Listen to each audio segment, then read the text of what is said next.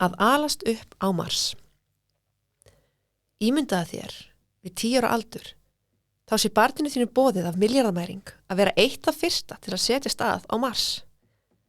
Barnið þitt stendur sér vel í skóla og með frábær gen fyrir þetta verkefni og var því sérstaklega valið. Það skráði sig í þetta verkefni án þess að þú vissir af því.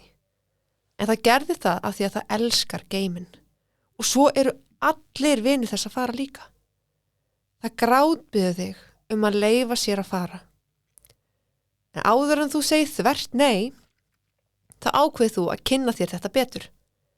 Þú lærir að ástæðan fyrir því að börnin voru valin var vegna þess að þau aðlast svo vel í nýju umhverfi. Ef þau fara í gegnum kynþroskaskeiðið á Mars, þá verður líkaminn þeirra búin að aðlaga sig umhverfinu á Mars að eilífu. Ólíkt fullorðnum sem hafa nú þegar aðlagast jörðinni. Það er að það vana kenningin. En það er ekki víst að þau geti snúið aftur til jarðar. En það eru fleiri ástæður til að hafa áhyggjur. Í fyrsta lagi er það geislunin. Jörðin er með sterkan lofthjúp sem ver okkur fyrir geislun og verndar DNA-ið okkar.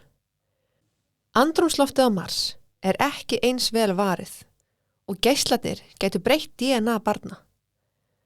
Þær aukavarnir sem voru settar á Mars voru hannaðar með fullorðna í huga. Og samkvæmt þeim þá er örlítil meiri áhætta á krabbameini eftir 1 ár í geimnum fyrir fullorðna. En börn í enn meiri hættu og líkurnar á krabbameini hjá börnum út frá geislun er mun hærri. Þeir sem skipulögðu ferðina tóku þetta ekki í reikninginn og það lítur út fyrir að skipuleggjendur rannsóknarinnar tóku velferð barna ekki til greina. Síðan er það þyngdaraflið. Á öllum lífverum á jörðinni eru beinin, æðakerfið, líffæri og vöðvarnir búnir að þróast aldir með þyngdarafli jarðarinnar. En á Mars er aðeins 38% þyngdarafli jarðarinnar og það hefur gríðarleg áhrif á líkamann.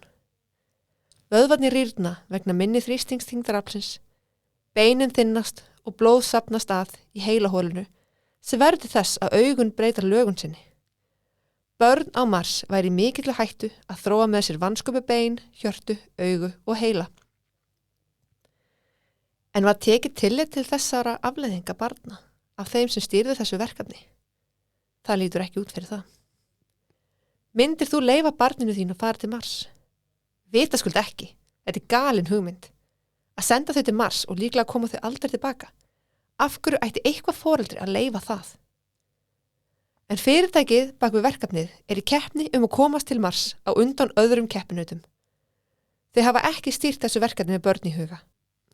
Og í raun er þeim alveg sama öryggi barna. En fyrirtækið þarf ekki leyfi frá foreldrum til þess að senda börnin til Mars. Svo lengi sem barnið hakar í box sem segir að það sé með leyfi foreldra, þá getur það farið. Ekkert fyrirtæki gæti tekið börnin frá okkur án afleiðinga. Er það nokkuð? Þessi saga er tekin úr bókinni The Anxious Generation eftir Jonathan Haidt. Tækniþróunin hefur verið ansi hröð undanfarna áratugi. Hún gjörbreytti lífi fullorðinna í vinnu, námi og heimaferðir. En hún breytti einnig lífi barna. Börn fengu iPad í hendurnar sem gat haldið þeim uppteknum tímunum saman. Þvílík himnasending. Ég meina, við erum öll á haus. Er það ekki? Var þetta öruggt? Við vissum ekkert það. Við vissum bara að allir voru að gera þetta. Þannig að það hlýtur að vera öruggt. En það sem við vitum núna er að það varð kúvending í hegðunarmynstri barna almennt í vestrænum heimi eftir árið 2010 þegar snjallsímarnir komu.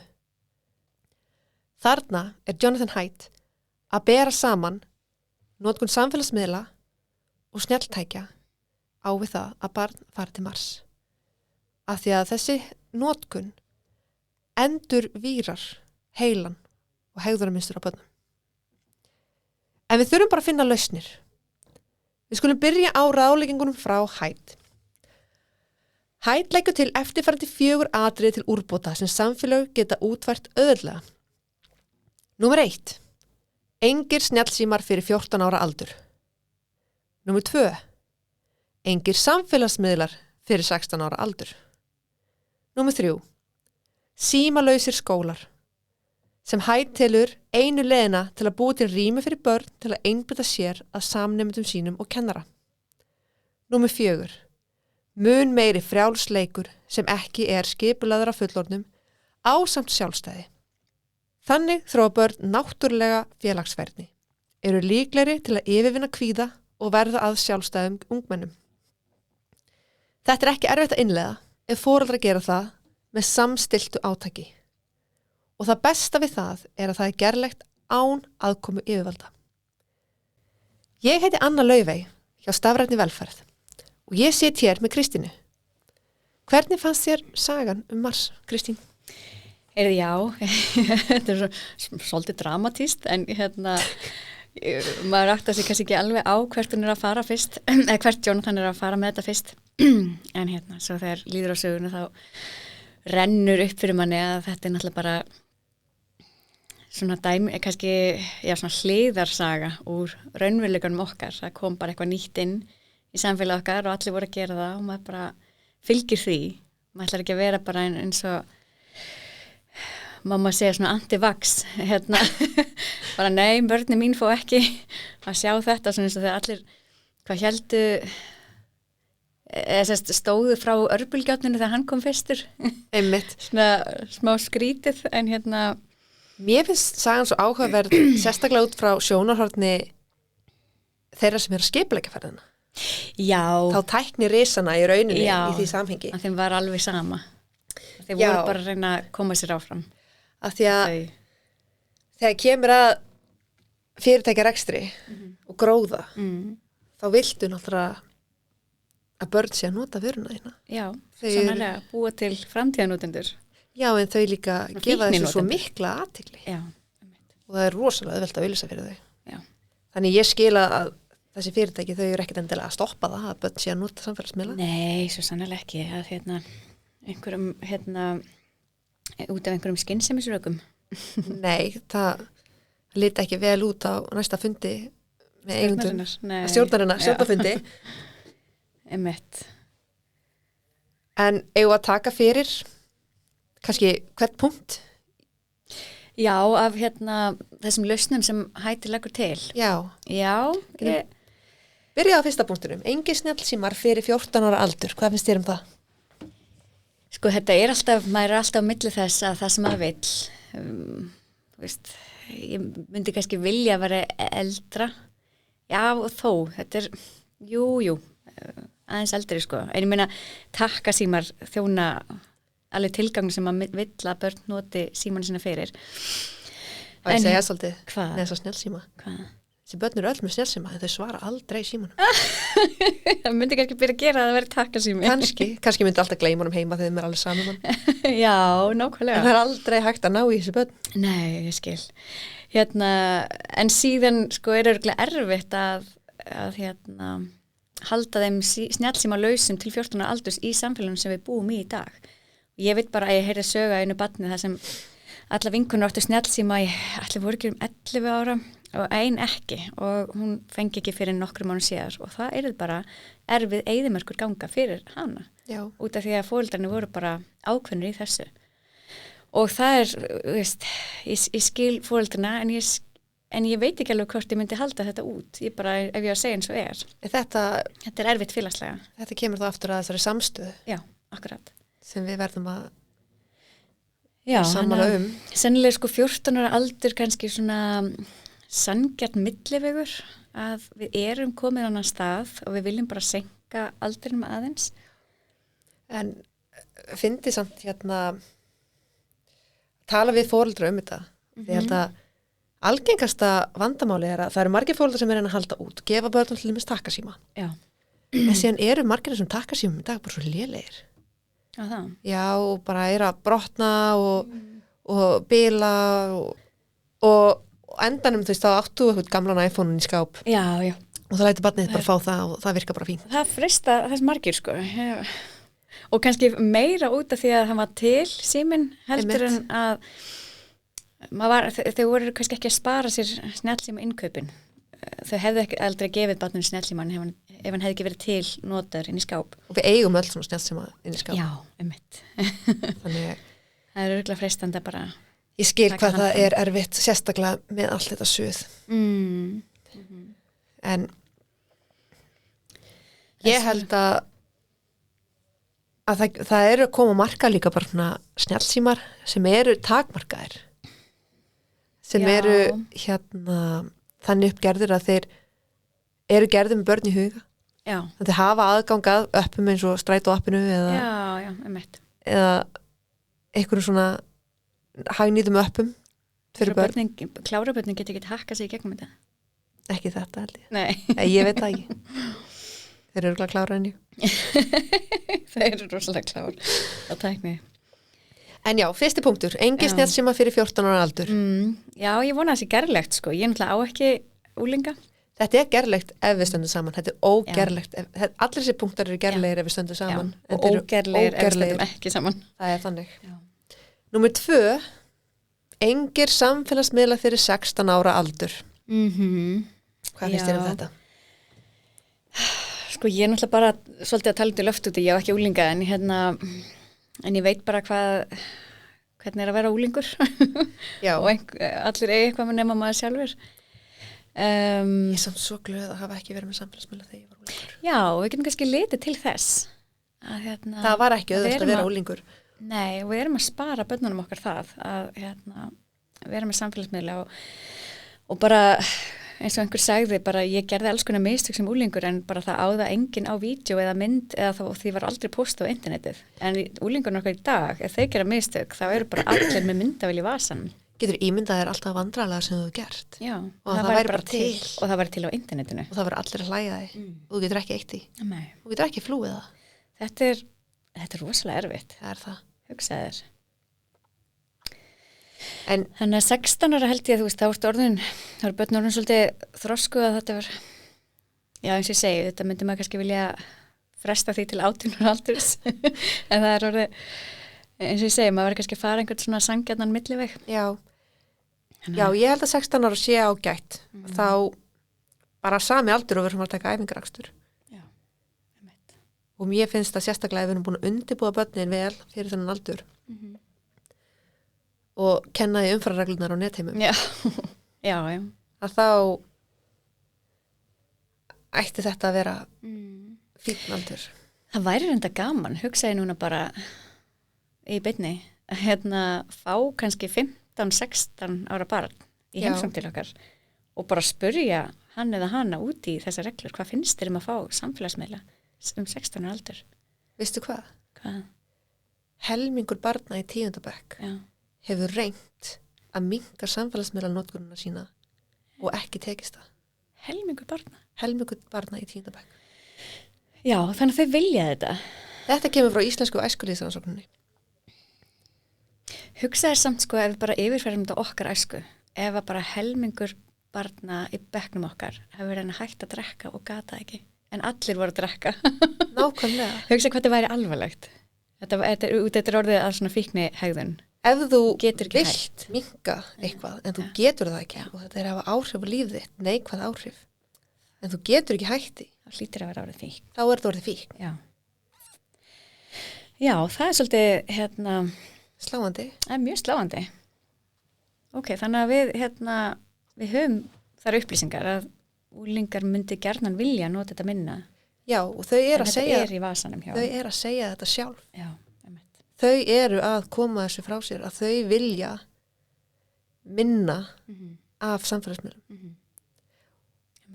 Og Jonathan Haidt talar oft um þetta, hann hefur gert svona kannanir bara í hópum þegar hann tala við börn og úlinga. Hann spyr ef þið getur valið að TikTok væri til og allir væri með það eða TikTok væri ekki til og enginn væri með það. Hvort myndur þú velja? Já. Það velja alltaf að TikTok væri ekki til og enginn væri með það. Hugsaðu þér. Þau getur ekki haft sko TikToki til en þú ert eina mannskjan sem er ekki á TikTok. Nei, það gengur ekki. Þá ertu ekki með í neinu. Já. En þau óska sér að TikTok væri ekki til. Já, en hugsaðu þér þau myndi frekar vilja það heldur bara vera á TikTok. Já, setja upp í sófa og horfa allt þetta, þú veist, og þetta Það alveg margt af þessi fyndið, skemmtilegt, gagnlegt, áhugavert, þú veist, þetta alveg það. Ég skil alveg að þau bara sitja einhvers staðar upp í rúm og bara skrolli, eða þú veist, íta næsta. Það ekki svona íta, það kemur bara. Ég heyrði konu tala daginn. Hún var að tala við dóttur sína dótturina sagði hana, mamma, mér finnst tíminn líða svo hratt. Og hún var svo hissa, að því hún man eftir þegar hún var á hennar aldrei, 11 ára eða eitthvað, þá leiði tíminn svo hægt. Já, ég man það. En dóttir hennar sem 11 ára, finnst tíminn líða svo hratt og ég fór að hugsa hvort að það væri eitthvað tenging á það milli. Já, alveg, og ég man svo rosalega vel eftir hvað tíminn leiði rosalega hægt. Þegar maður með svona mikla afþreyingu í símanu sínum, því leiðist ekki andartak. Tífóli í vasanum. Já, einmitt. Ég var hoppað á 3. punkti. Það þriðja símalösi skólar, sko. Það nefnilega... Þetta gefins.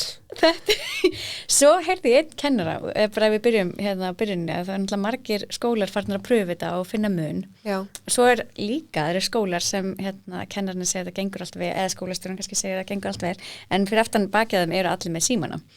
En síðan heyrði ég einn kennara að segja að hérna, við skulum ekki banna þetta, að hérna, frekar kenna að umgangast þessi tækjut að þetta framtíðin.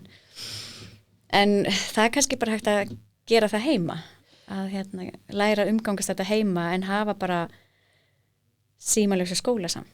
En ekki hægt að kenna þeim þetta alveg svo við kennum kynfræðslu? Jú. Við erum að kenna kynfræðslu og umferðarreglur. Já. En við erum ekki að rétta þeim bílleikluna eða segja að maður hoppi eitthvað ból. Nei, einmitt. Við kennum þeim hvernig að umgangast þessa tækni. Já. Af skynsemi. Já, en ekki beintur framan skjáin allan daginn í skólan. Já, við réttum ekki bara bílleiklun og segja, herra, en það ætla ekki bara að skreppa aðeins í bíltúr. Já, eða bara eina síkó. En reykt í hófi. Já, í hófi. Bara smá. Bara, þú veist, helgar.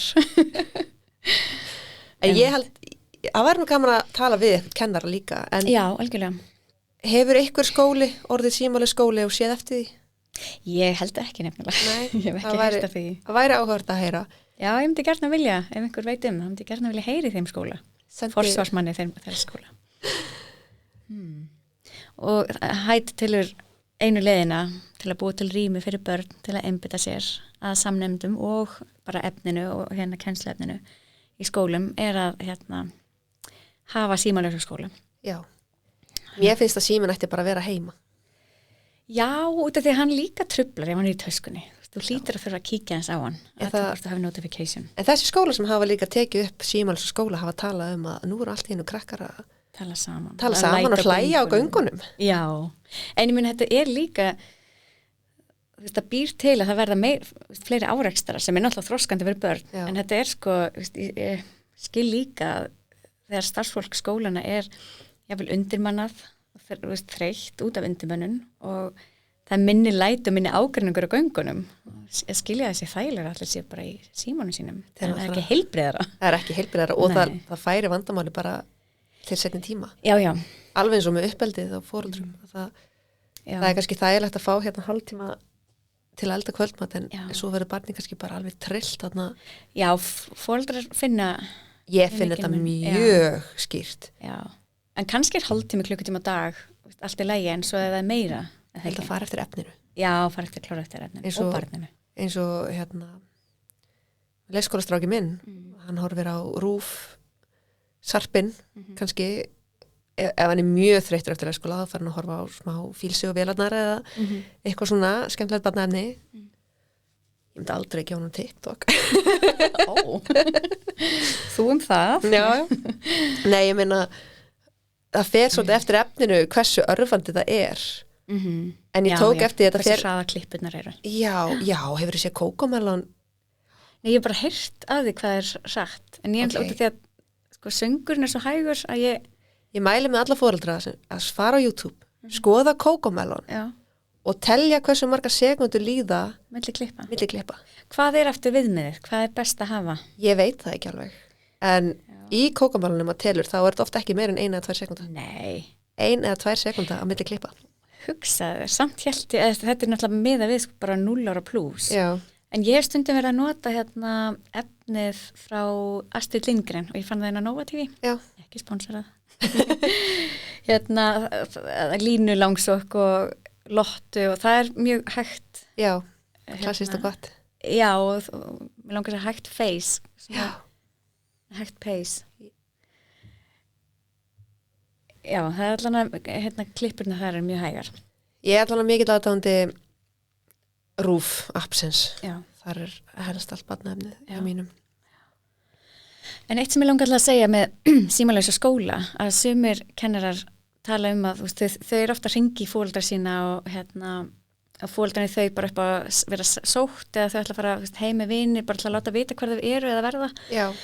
Að náttúrulega foreldrar hafa kvartað yfir því að þau ná ekki börnin sín til þess að láta vita breyttum plönum eða eitthvað svoleiðis. Já, já.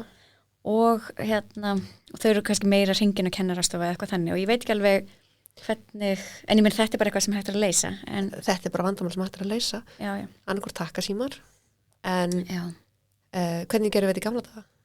Ég segi það. Kannski bara horfa til eldri tíma, já. En það fer eftir hversu langt í burtu frá skólanum þau búa, en já. Getur ekki alltaf bara að hoppa heim. Já. Minn far oft hringja bara einhverjum afgreiðslum, hann er náttúrulega með símanum og sestu öllum fötunum sínum. Einmitt. Þannig að það er oft þannig og gengur bara vel upp, það er aldrei verið neinn Ég hef heyrt það líka frá kennurum og skólareikundum að það er ekkert mál að fá að hringja úr skrifstofunni ef það er eitthvað. Já, einmitt. En aftur, það væri gaman að heyra. Já, það væri mjög gaman að heyra. Meira, frá einhverjum kennara. Einhvern varpa betra ljósi á skólastjóra. Já, einmitt. Ef að hoppa í 4. Já. Númer 4, mun meiri frjálsleikur sem er ekki skipulegur af fullorðnum ásamt sjálfstæði. Og eins og sagði ráðan, þannig þróa börn náttúrulega félagsverðni og eru líklegri til þess að yfirvinna kvíða og verða sjálfstæðum ungmennum. Við snertum smá þessu í fyrra þætti. Já, að hvað frjálsleikur er mikilvægur og kannski bara í öðru samhengi, þá finnst mér svo lítill tími í dag fyrir frjálsan leik. Ég sakna þess svo hvað börn hafa lítinn frjálsan tíma heima, annarkvort með vinum eða vinkonu eða bara eina stúsast eitthvað, tengja við dótið sitt og bara líða vel í einskinni heima. Af því að ef börn í frístund, þá eru þau alveg til 4 oftast og síðan kemur eitthvað skipulegt starf og ég er rosa hlynnt skipulegu starfi, vera í þessum hópíþróttum eða einstaklings eða þú veist, að fylgja einhverju svoleiðis eða læra á hljóðfæri, mér finnst það allt frábært. Já, það er allt jákvætt. Þetta er allt mjög jákvætt. Það má kannski komin heim, ef þetta er eftir frístund, það má kannski komin heim 5:30 og það er bara rosalega stutt í kvöldmat og sérstaklega börn hafa þennan klukkutíma, ég held að heimili og skóli tala 60 mínútur fyrir eitthvað ákveðið ung börn. Já. Ef það er hefðin að horfa eða spila einhverja lefða tölvuleiki í 60 mínútur, þá er bara ofsalega lítill tími eftir til þess að vera bara úti að væflast eða búa til einhverja leiki eða inni að búa til leiki. Þannig að mér finnst ég vera svolítið milli steins og sleggju þarna að leyfa frjálsarleiki og vera bara í svona ró. Ég á svo sterkar minningar af því úr æsku að vera bara eitthvað, ég heyrði svona matur mér að malla í pottan hjá mömmu og ég var bara eitthvað svona stúsast í einhverju bara svona hvað ég segja ég var ekki að flýta mér, ég var ekki að fara að gera neitt, ég var bara í einhverju nánast móki heima en samt bara að svona leika eða læra eða ég held að það sem kemur því af stað hjá börnum er að þeim verður að leiðast. Það er nefnilega lykilatriði og maður hefur heyrt það í nokkur ár að það sé svo hollt fyrir börn að leiðast. Þegar þeim leiðist, þá koma hugmyndir. Emmett. Og þá fer þetta flæði í gang.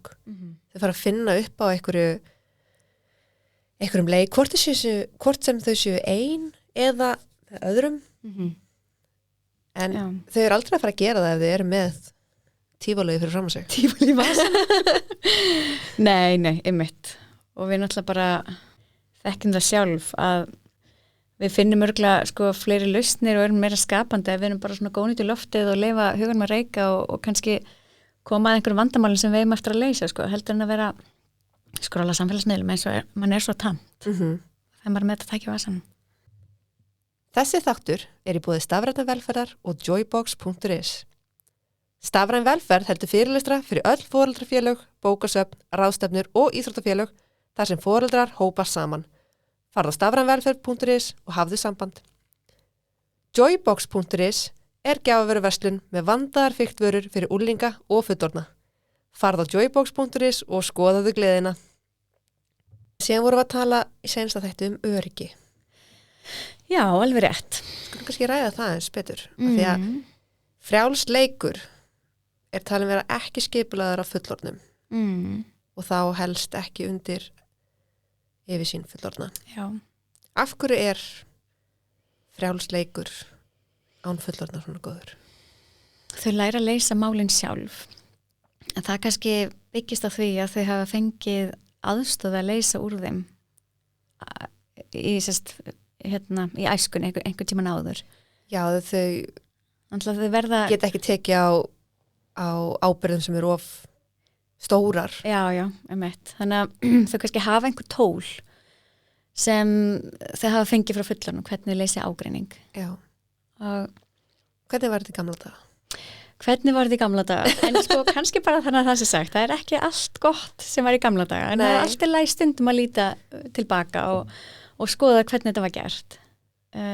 Má ég bæta einu inn? Ég segi stundum við krakkana mína að í gamla daga við byggum út á landi og þá kannski fórum við til Reykjavíkur til að útrétta og svo kannski fórum við að heimsækja ættingja og þá bara fórum við á og bunkuðum og kannski voru við ekki heima. Já. Þannig að þá fórum við bara næsta stað. Bara svona var þetta. Þannig að það er alltaf lægi að líta stundum tilbaka þó að fortíðin er ekki fullkomin. Núna, ef þú mætir heim til eitthvað sem það ringi undan, þá ertu dónaleg. Algjör dónaleg. Mér finnst það reynda persónulega skemmtilegt að fólk gera það, en almennt er það dónaleg. Ég líka. Ég elska að þá getum við gert það við hver aðra. Já, bara eitthvað blessuð. Sæl, ertu hér? Nákvæmlega. Þannig, já, hvernig gerum við þetta í gamla daga? Ég man aldrei eftir að mamma og pappi hafi hangið yfir mér og vinkonum mínum þegar vorum að leika okkur. Nei, aldrei. Þau voru aldrei til staðar. En það getur vel verið að þau hafi haft annað auga. Aldrei til staðar, foreldrar mínu voru til staðar. Já. Þau voru bara ekki hangað yfir okkur þegar vorum að leika. Nei, en þau hafa sjálfsagt á einhverjum ákveðnum aldrei haft annað auga á okkur, en við vissum það ekki. Það sem að man eftir. Já, en okkur leið eins og við værum að leysa málum sjálf og það er kannski það sem gildir. Já. Svolítið erfitt að ég er lítil systir, þannig að ég var alltaf eins og skugginn á bróðum mínum. Já, einmitt. En ég veit ekki hvernig hans upplifun var.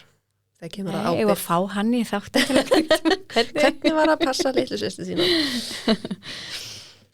Já, þetta er sko þessar lausnir og þessi umræða, þetta kallar hann á rosalega mörg önnur mál sem þarf að leysa og það er bara eðlilegt. Við erum bara að finna taktin í nýju umhverfi með snjallsím og samfélagsmiðlum. Já. Þannig að þetta er ekkert eitthvað sem við leysum á einni nóttu. Þetta er bara þarnast umræðu frá samfélaginu. Það gerir það, en lykilatriði þarna er að ef við ætlum að minnka skjátíma fyrir börn, þá þarf eitthvað að koma í staðinn.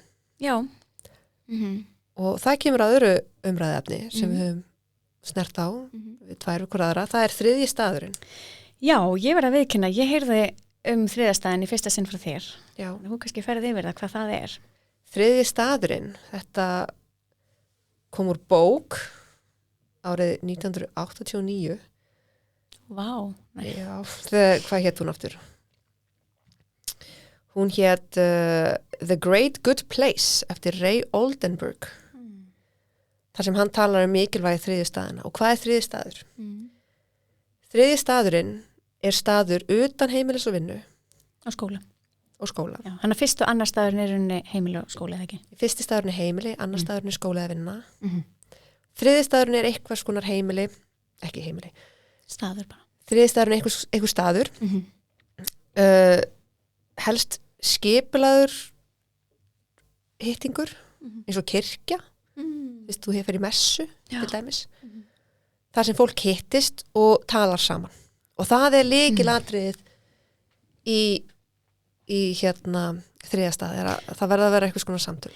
Já, en það er ekki skipulagt eins og bara æfing, fótboltæfinga eitthvað þannig. Ég er ekki viss. Nei. Það geti verið. En það kannski miðar að því að börn og úlingar eru bara að eiga frjálst samtal, bara eitthvað sem þeim liggur á hjarta, eitthvað sem kemur upp hjá þeim. En líka við fullorðna fólkið. Já, einmitt. Okkur vantar líka þriðjustæði. Já. Við erum líka einmanna. Já. Já. Ég hef reyndar heyrt frá vinkonum minna að heimili mitt hennar þriðjustæður. Kemur alltaf heim til mín.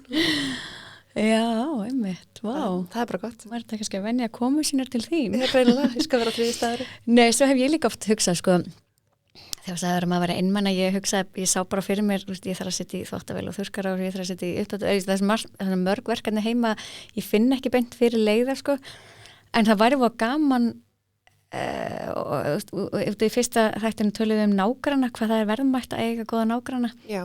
Að þegar maður er svona haus, þá er svo verðmætt að geta litið til einhvers vinir eða vinkonu bara í næsta húsi sem gæti tekið 2 eða 5 mínútur eða maður getur verið að setja í vél á meðan, þú veist, hinn er í heimsókn. Skilur þau, þannig að það er ótrúlega áreynslulaus samvera. Já. Út af því að þegar við erum að keyra eftir skóla og leikskóla á milli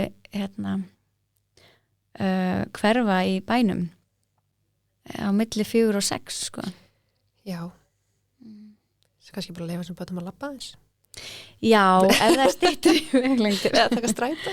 Já, einmitt. Það var nú eitthvað til að kenna þeim ábyrgð, það er að læra að taka strætó. Já, hvað eru börn gömul, hefur byrjað að taka strætó einn? Ég er svona 10 ára kannski. Jaha. Ég var á 10 ára þegar ég tók strætó. Já, vel gert. Þú? Ég bara tekur aldrei strætó. Ólst upp á landi, sko. Já, þú tókst aldrei strætó. Já, margar góðar og finnar sögur af því að mér fullurinni að reyna að taka strætó bara að, þú veist, ég stóð vitleisi megin við götuna og fór í ranga átt. Þannig að mínu viti eftir að vera bætur fyrir landsbyggðartúktur, bara að læra að taka strætó. Já. Eða bara bætur, þú veist, ég mista þessi mínu uppeldi. Já. Skadabætur. Skadabætur. Nei, en ég á mjög margar finnar strætósögur á mér. Ég tók aldrei strætó sem barn. Ég tók rútu. Já, ok. Já, þú lærið það allavega. Nei, mér var náttúrulega bara skutlað og svo er ég sótt á hérna. Já, ok. En talandi þriðja stað, þá var til dæmis Kringlan mikill þriðji staður. Þegar ég var svona, 10 til 14 ára. Já. Þá tókum við strætó upp í Kringlu. Þetta var bara eitt strætó. Svo vorum við alltaf eitthvað hanga þar. Ég meina, hvað var maður að gera? Maður var að kaupa eitthvað nælur. Já. Pínu dónalega nælur. Já, það stóð alltaf eitthvað. Ég myndi ekki segja þetta, hvað stóð um. Nei, ég ætla ekki að segja hvað stóð.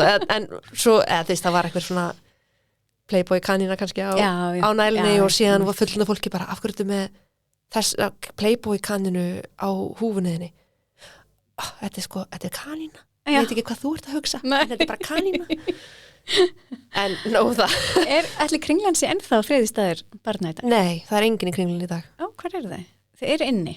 Ég veit ekki hvar þau eru. Þau eru inni. Þeir eru alltaf ekki í Kringlunni. Ég fór þangað daginn, það er enginn í Kringlunni. Eftir að hún brann. Það kviknaði í Kringlunni. Já, ég veit, en ég held að það var allir búin að jafna sig. Nei, það er ennþá fullt af búðum lokaðar. Já, ok. En ekkert þess að Kringluna, sko, ég finn alveg til með þeim. Já, nei. En það vantar líka þessar búðir í Kringluna sem voru þegar... Já, eins og Kiss og svona. Já, þess að ódýru búðir. Kannski þekki þær bara ekki í dag. Nei, það er bara fyrir fulla fólk. Ég er bara svo gömulega, þetta bara lít fram hjá þessu. Við þurfum greinilega að fá barn hingað í settið. Hvað ert þú að hanga á það? Já. En síðan er það sundið. Já, það er svo frábær þriðjustæður að því að þetta er síðasta vígið. Það er enginn með snjallsma. Þú getur ekki verið í símanum í sundi og börn elska sund. Og eftir 10 ára þá mega börn fara ein í sund saman. Og þess vegna var ég svolítið perið í sumar þegar þið styttu tíman frá 10 til 9. Mér fannst það að vera skamsýnt. Já, af því að við erum alltaf að reyna að fá börn til að vera meira úti og leika sér meira. En síðan taka þau frá þeim að því að þessi úlingar sérstaklega, það að fara í sund og vera í sundi til 10. Í rauninni myndi ég vilja að þau myndi lengja opna tíma til 12 á sumrin allavega. Já, helgar, já. Eða á sumrin bara. En ég er samt forvitin, voru það nota þennan tíma til 10? Ég myndi gerna vilja heyra það. Ég veit það ekki. Nei. Ef þau voru nota tíman, þá er þetta synd. Já. Ef þau voru ekki nota tíman, þá er það líka synd og væri forvitnilegt að vita hvernig væri hægt að kippa því í legin. kippa þeir lægin, bara innan gæsla við kippum einhver lægin, þetta er bara það er rosalega langan tíma og mikla umræðu. En allan að þegar ég var úlingur og barn, þá fór ég mikið í sund. Já, ég líka. Ég held að börn gera það mikið í dag en þá. Já, það ekki, en ekki úlingar þá eða? Jú, ég held að þau gera það líka. Já. Og þeirra tími allan á úlingana, það er svona frá 9 til 12. Já, Þá þyrfti að vera opið fyrir úlingana. Já, ég man að þegar þú segir það. Ég og vinkon mín biðum oft eftir þegar við komum kannski úr framhaldsskólanum heim, þá ákvað að hitta svo seinna kvöldið, eða aðeins að lifa deginum að líða. Já. Svo hitta svo seinna kvöldið. En þú vilt líka, ég fer mikið í sund núna með börnin mín. Eftir kvöldmat, það er besta hakk í heimi fyrir þau sem hafa áhuga að taka náttúti með í sund, borðið kvöldmat, það er beint í sund, taka náttúti með, koma hrein og þreytt heim og fá sér eitt banana og fara síðan og sofa. Já. Ég held að úlingandi vilja ekki vera á þeim tíma í sundi. Nei, það ekki. Við skilum rosalega vel. Eftir 8, eftir 9, þá fara eftir að gargið er farið. Já. Örþreyttu ungabönninu er farin úr sundi. Já, einmitt. Ég áalveg svona notalega minningar af því að ég fór í sund eftir kvöldmat sem úlingur og það var svona, út af landir og fáir í sundi og maður heyrði bara svona dæluhljóðin í sundleinu og svo svona fullari fólk í pottinum, eitthvað svona smá í burtu að tala í hálfum hljóðum. Það er svona notaleg upplifun og notaleg minning. Ég var alltaf að horfa á stjörnunar. Já, einmitt. Elska það og svo svona smá gufa úr sundleginni. Já. Það var svo... Það er svo gott að hugsa tilbaka hvað var notalegt við að vera barn og úlingur sjálfur. Já. Og hvernig maður vill skila til næstu kynslóðar. Einmitt. Af því að þau kannski upplifðu bara öðru í sig. Já. En svo er náttúrulega ekkert það var kannski ekkert við náttúrulega bara þekkjum okkar æsku best. En svo getur vel verið að sé eitthvað í æsku foreldra okkar sem var ennþá betra eða eitthvað í æsku barnan okkar sem verður síðan betra heldur en okkar. En við erum að horfa til okkar æsku og við þekkjum hana best, ekki þannig að hún hafi verið best. Kannski munu þau horfa tilbaka. Já, og finnast sín æska hafi verið bara frábær. Kannski vonandi. Ég vona það. En við verðum að grípa inn í þá. Já. Þannig að æskan þeirra snúist ekki bara TikTok. Ég held að þegar kemur að minningum, ég meina, eru þau að fara að mun eftir season 52 í Fortnite? Já, þess að geggjuð gríni. Ég var náttúrulega bara að hugsa Friends en þau kannski veit ekki eins og hvað það er. Nei, ég veit ekki. Nei. Það er alltaf þessi seasons í sem tölvuleiki. Já, einmitt. Nei, ég átta mig ekki að því, En aftur að örygginu. Já. Við viljum að sjálfsögða að börnur okkar séu öryggi frálsum leik. Já, svo sannarlega. Þetta er svolítið erfiður millivegur, eða það ekki mér allavega. Já. Þetta margir foreldrar tengi við það. Já, auðvitað. Og þess vegna erum við á þessum stað. Að við erum að hvernig sem er að helikoptera. Við erum búin að ofvernda þau. Við erum búin að ofvernda þau. En við viljum sem samfélag. Við viljum samt ekki að það hætti að vera með hjálm fara út að hjóla eða beri allt og mikla ábyrgð sem þeir ráð ekki við. Já, nei, algjörlega.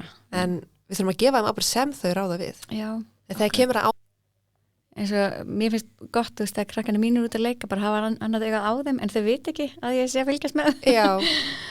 Og en þeim finnst bara, þau eru frjálsum leik og þau eru ein og eiga samskipti við sína vini. Ábyrgð, getum við hjálpað þeim, komið svona æfingar. Það verður nú gaman ef skólar tækju upp svona æfingar á ábyrgð. Til dæmis, þú bara sem heimaverkefni þetta elda eitt kvöldmat eða eitthvað, fara sjálfur út í búðina og kaupa það sem vantar og elda það Já, en við náttúrulega sem foreldrar getum gert það. Skólarnir eru með svo mikla ábyrgð hjá sér. Já, foreldrar ætti að gera það. Foreldrar ætti að gera það. Ég er með svona plan í vetur. Eða? Já, en svo náttúrulega bara eins og við erum að tala það er svo mikið að gera að það er hvort barnum sig hefur eldað cirka einu sinni. En það er rosalega og þau eru svo stolt að sjálfur sér þegar þau hafa eldað, bara búið til mat til að setja á borðið, eitthvað sem ég hef bara galdrað alltaf fram og þau kannski átt að sé ekki á hvernig það gerist. Ég heldur fatt oft ekki hvað fyrir mikil vinna á bakvið. Nei, þannig að þetta er svo hollt að og þetta er svo mikið stolt einmitt, og einmitt, þegar þú ert með ábyrgð, temmilega ábyrgð með aldur, þá er þetta svo mikið stolt já, að hafa einnt af hendi. það er rosalega góð tilfinning að vera stoltur af sér. Já. Ég held að þetta sé eitthvað sem við getum ítt verulega undir. Gefa börnum meiri ábyrgð Já. sem þau ráða við. Já, hafa hana kannski sjónræna Já. og svo exa við. Eins og að taka strætó Já. eða elda kvöldmat Já, akkurat. eða passa litla systkini í smá stund. Já. Skiptum bleiu. Já, en eins og við varum að tala um áðan að að sko kenna börnum á umferðina áður en þau fá bíllyklana að þegar þau fá svona ábyrgð svo eldar, auðvitað vera alltaf með þeim að taka strætó og allt þetta og eins og við varum að tala um að þetta þyrfti að vera þannig með snjallsímana og samfélagsmiðluna Já, að það er einhver með þeim og það fylgir þeim einhver út í þetta verkefni. einmitt. Það var eins og þegar elsti minn tók strætó í fyrsta skipti. Já. Þá reyndi ég að kenna hann á strætótöfluna og ég las hana vitlaust. Þannig við mættum á kolvitlausum tíma í strætóskilið. Þú veitum að býða í hálftíma í strætó. Þetta hefði getað verið ég til dæmis. Já, já. Þannig að það sýndi bara hvað ég var nú samt ekki fullkomin þegar kemur að því að taka strætó, en það hef ég ekki tekið strætó í mörg. Og það var ekki bara gott fyrir hann að sjá það. Já, og bara þetta gerist. Og stundum missi maður strætó, það er voðalegilegt, en þá þarf maður bara að býða. Já, það er allt í lagi. Og hann tók strætó og síðan tók hann aftur strætó tilbaka og þá tókum við á mótunum. Löppuðum með hann tilbaka. Það var smá lapp nefnilega frá heimilinu okkar að taka strætó. Og eftir það, þá kann hann bara taka strætó. Og síðan fór hann að kenna vini sínum að taka strætó. Já, mjög ánægð með það. Það var hann orðinn svolítið leiðtogi. Já. Þannig að nú er þetta ekki vandamál og hann getur bara alltaf hoppað í strætó. Já, vel gert. Ótrúlega stolt af honum. Já. Þannig að þau geta alveg lært þetta. Já, svo sannarlega. Þetta er líka svaka sport. Já. Þau eru mjög ánægð með það að taka strætó. Mér finnst sport að taka strætó. Já, ég tók svo mikið strætó þegar ég var áður en ég fekk bílpróf. Já. Að ég kunni töflurnar utanbóka á einhverjum svona 3 stöðum. Og vinkonum mínu var að ringa í mig. Já. Anna, hvenær fer strætó frá Smáralind? Já, þú þarf að taka nummer 2 hérna og þá fyrir þangað eitthvað. Vá. Og farin að segja þeim bara til. Þau verður ekkert fengið vinnu að stræta út af þetta? Nei. Þú eru töflustjóri? Ég var líka, fekk sko bílprófins fljótt að ég gatt. Já. Bara á afmælisdaginn sko. Ég var alveg komin á strætó. Já. En mikið er það holdt samt að taka strætó. Já. Það kann maður að meta bílinn. Já, mitt. Já, Anna Leifi, það er í ýmishorn að líta. Eigum að segja þetta gott að sinni, en í næsta þætti munum við tala leitina þriðastanum og munum fá til okkar góðan gest sem mun varpa ljósi á efnið. Takk fyrir spjallið. Takk fyrir mig og heyrum síðar. Heyrum síðar.